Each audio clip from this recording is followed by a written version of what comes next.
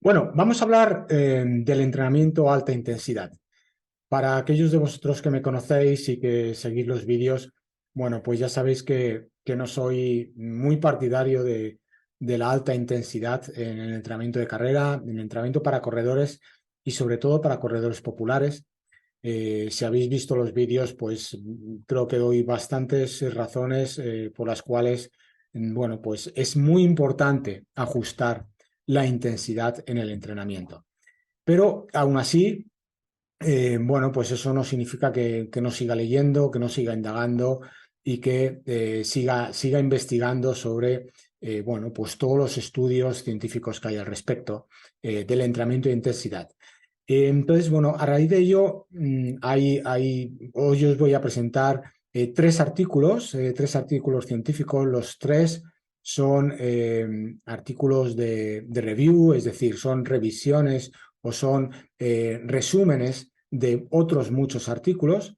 El primero es un artículo pues, que tiene ya 20 años, de principios de los años 2000, y los dos últimos pues, son ya, bueno, pues del 2012, 2013, pero es importante que fijaros en esa evolución de 10, 15 años, como incluso los mismos autores, el mismo autor ha ido evolucionando con los años y de pasar ya os adelanto, de pasar en el primer artículo que vamos a ver, en el que resume, en base a todos los artículos científicos previos, resume que para realmente, bueno, el entrenamiento a media intensidad es suficiente para mejorar el rendimiento de un corredor que está empezando, pero no de un corredor que lleva ya tiempo, que tiene experiencia, que ha alcanzado cierto nivel, que lleva años entrenando, y para ese es necesario meter alta intensidad para continuar la mejora. Y, bueno, eso es lo que resume en ese primer artículo.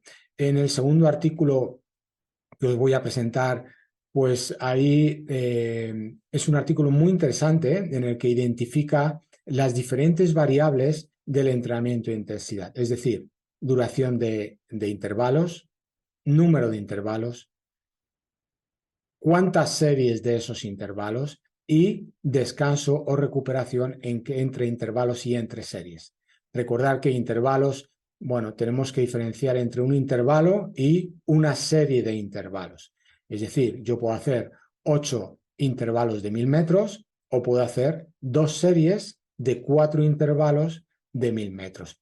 En ambos son 8 miles, pero en el primero son 8 miles con X recuperación entre cada intervalo, mientras que en el segundo caso son 2 series de 4 intervalos de 1000 metros y puedo recuperar 3 minutos entre cada 1000 y, por ejemplo, 5 minutos entre ambos intervalos. Bueno, entonces él es el doctor Larsen, es probablemente una de las referencias en el entrenamiento de intensidad. eh, bueno, pues ahí analiza las diferentes variables en un entrenamiento que se tienen que tener en cuenta en un entrenamiento de intensidad. Y finalmente os voy a presentar un tercer artículo que ya conocéis, que ya he presentado, es un artículo que a mí me encanta y que, bueno, pues corrobora un poco mi, mi filosofía de entrenamiento, y es que, bueno, para mejorar no es solo necesario meter entrenamientos de alta intensidad, sino que también entrenamientos a media intensidad y con un volumen concreto también hay mejora.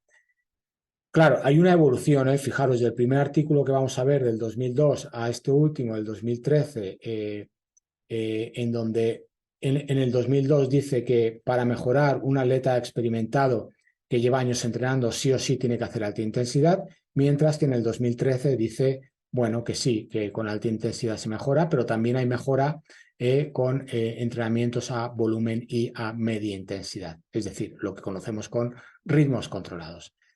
¿Por qué esta diferencia? Insisto, os voy a presentar los tres artículos, pero os estoy haciendo un resumen de todo ello. El por qué esta diferencia, es decir, el por qué, insisto, es el mismo científico, el doctor Larsen, de gran referencia a nivel del entrenamiento, Y el por qué cambia, él, bueno, dice que evidentemente en el 2002, sí, todos esos artículos científicos que él resume y que muchos de ellos, él fue partícipe de ellos como investigador principal, evidentemente son, claro, artículos en estudios científicos que se hacen durante un corto intervalo de tiempo, es decir, durante pocas semanas, ni siquiera llega a un mes, algunos sí, un par de meses, y por eso, bueno, pues en ese corto espacio de tiempo, lógicamente, no se ve mejora en entrenamientos a media intensidad,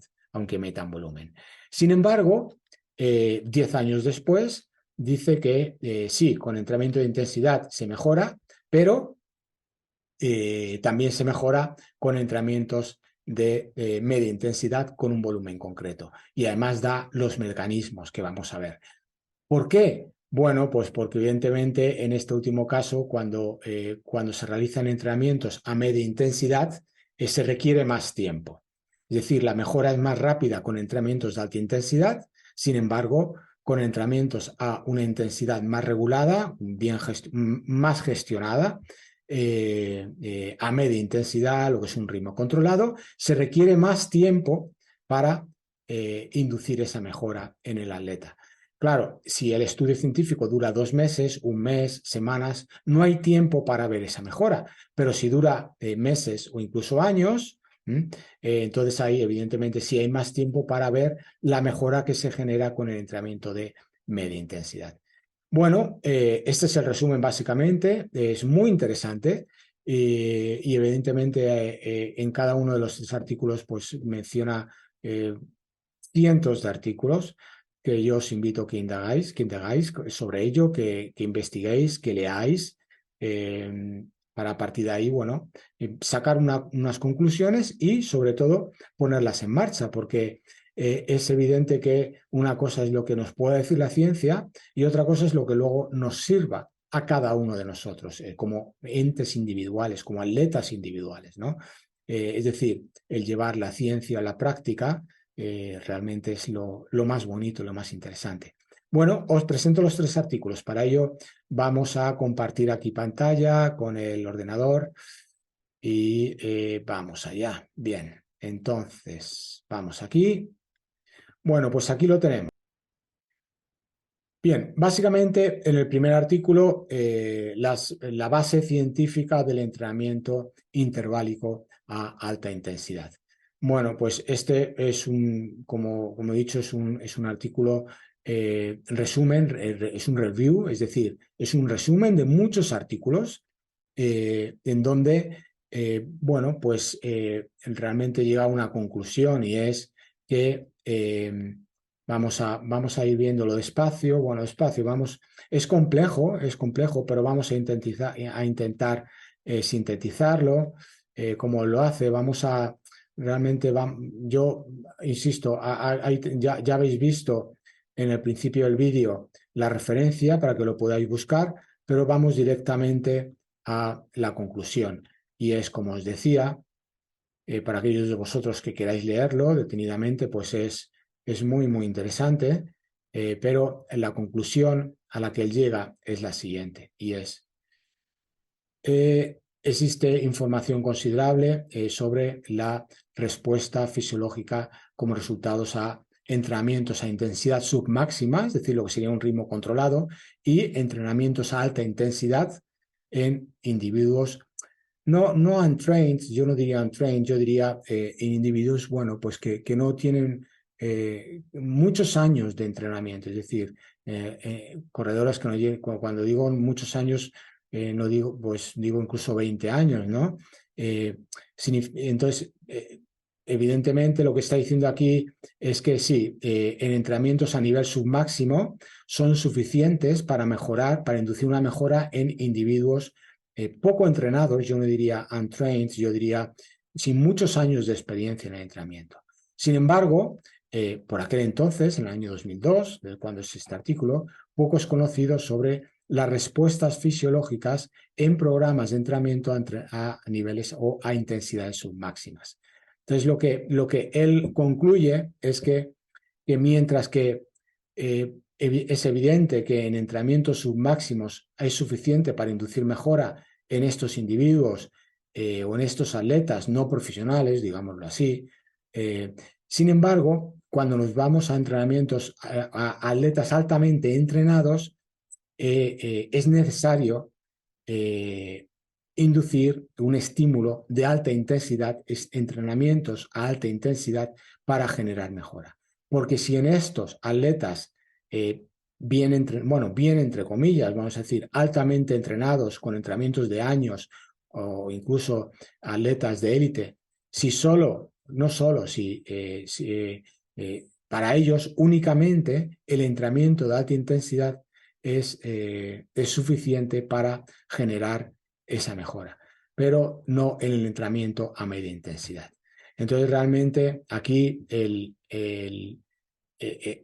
resumen es ese, ¿no? Que si yo quiero inducir mejora en un atleta que lleva años entrenando, tengo que introducir entrenamientos a alta intensidad, porque un entrenamiento a media intensidad no va a ser suficiente para inducir esa mejora.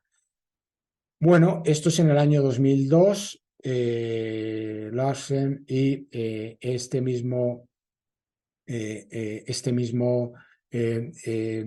científico en un estudio, bueno, pues también es un artículo review, es decir, un resumen de muchos artículos.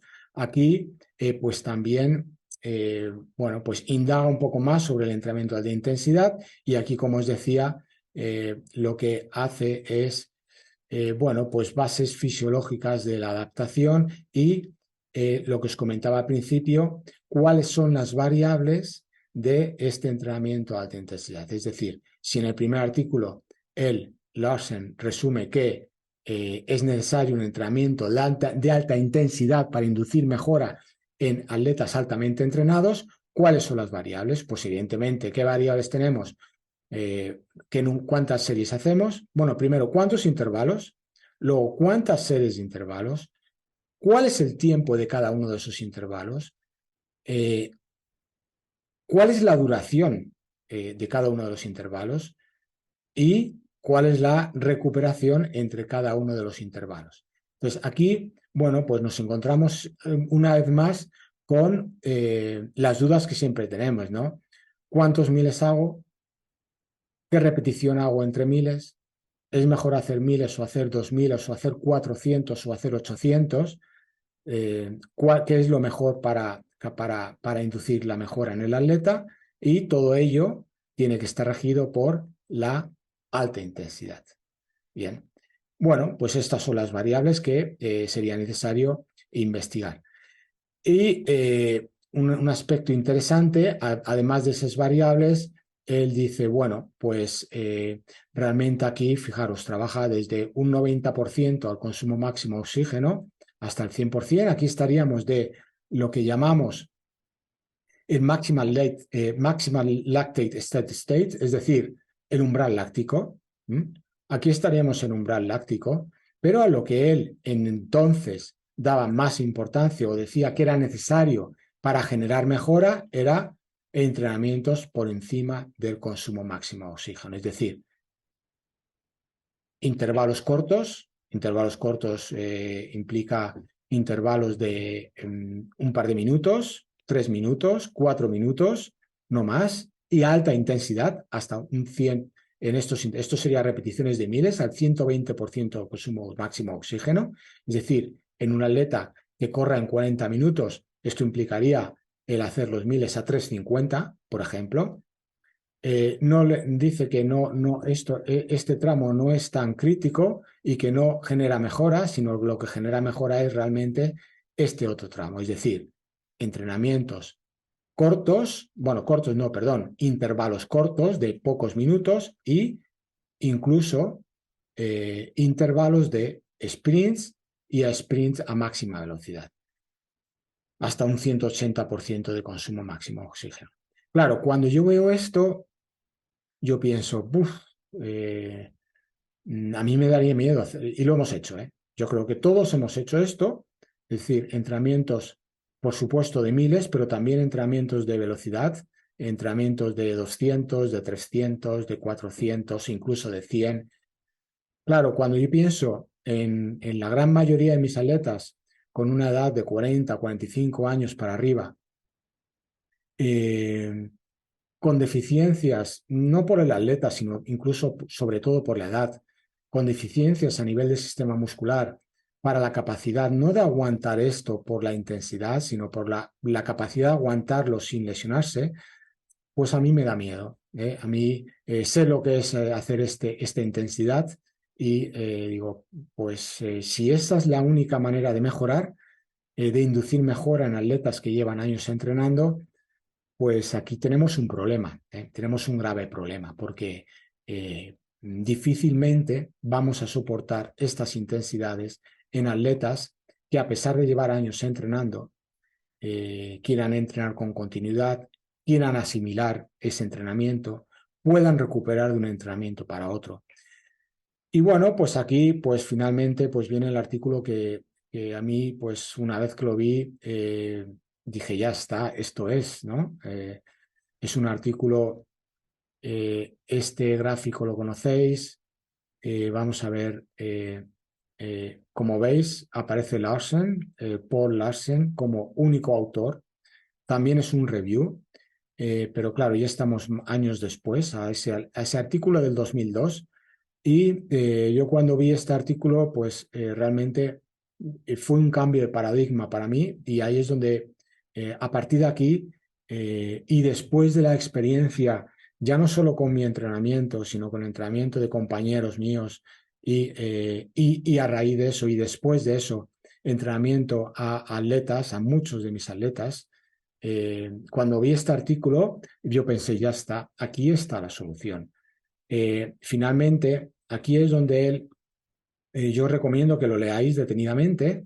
Aquí es donde él, eh, bueno, primero este gráfico, que también es clave, ¿no? Que lo hemos visto en varias ocasiones, en donde qué porcentaje, qué componente aeróbico hay en cada una de las distancias. Fijaros, a partir de 3 kilómetros, el componente aeróbico es ya del 90%. Luego, ¿qué significa esto?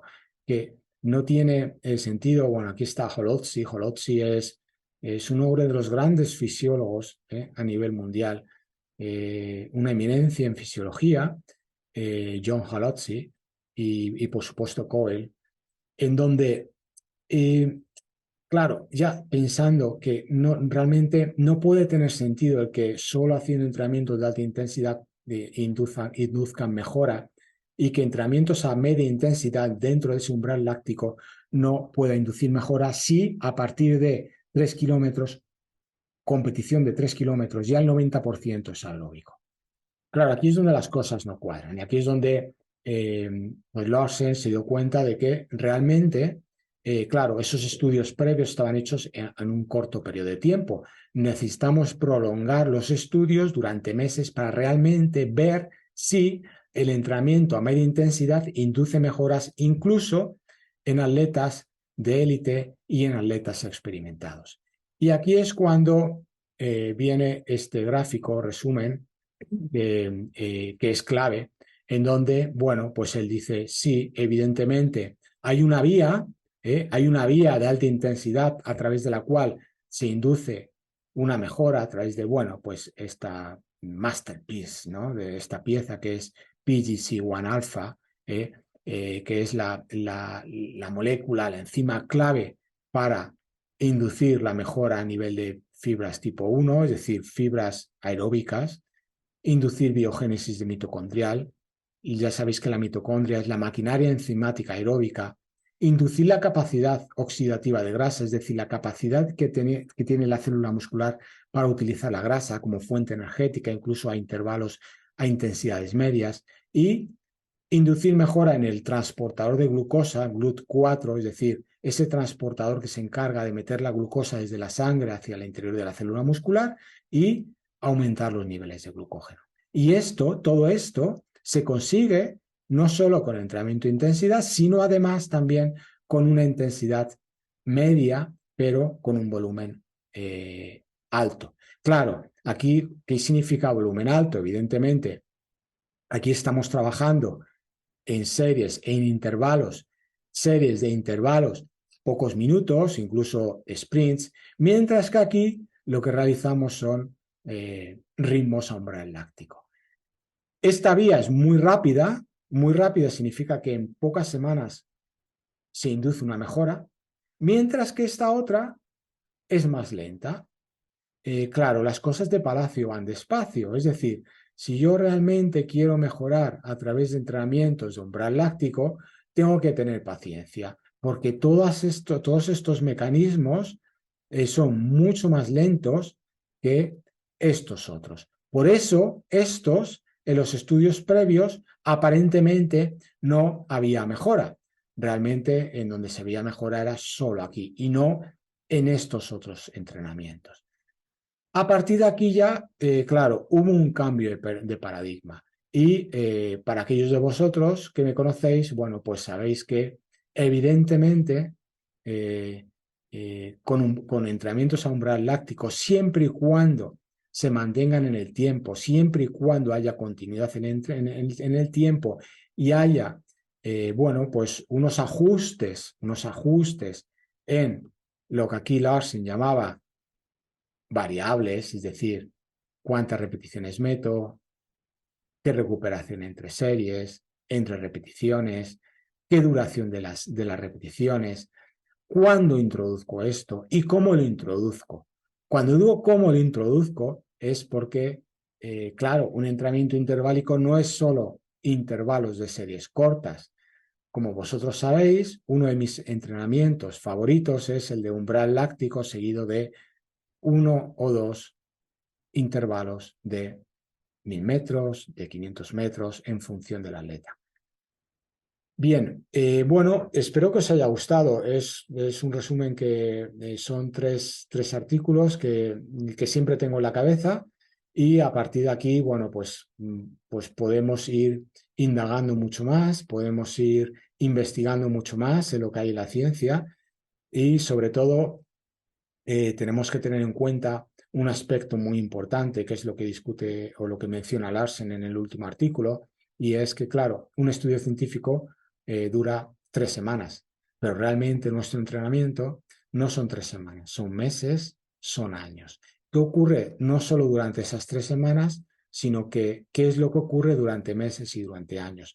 Eso es un aspecto. Y otro importante es, claro, la ciencia aplicada realmente al entrenamiento de cada atleta. Cada atleta es diferente. Incluso los atletas que yo tengo, no para todos sirve lo mismo. Pequeñas modificaciones, pequeños ajustes marcan una gran diferencia. Bueno, espero que os haya gustado. Yo os invito a que leáis detenidamente los 3 artículos, eh, que los leáis varias veces, que los pongáis en marcha, que los apliquéis a vuestro entrenamiento, que veáis resultados y sobre todo sensaciones. Un aspecto muy importante en el entrenamiento y que muchas veces lo dejamos de lado son las sensaciones que tenemos en el entrenamiento. Eso es clave. Bueno, gracias, espero que os haya gustado. Una vez más, os agradecería que dierais el like, que os suscribáis al canal si no lo habéis hecho y que compartáis el vídeo con todos vuestros compañeros. Ánimo y a por ello.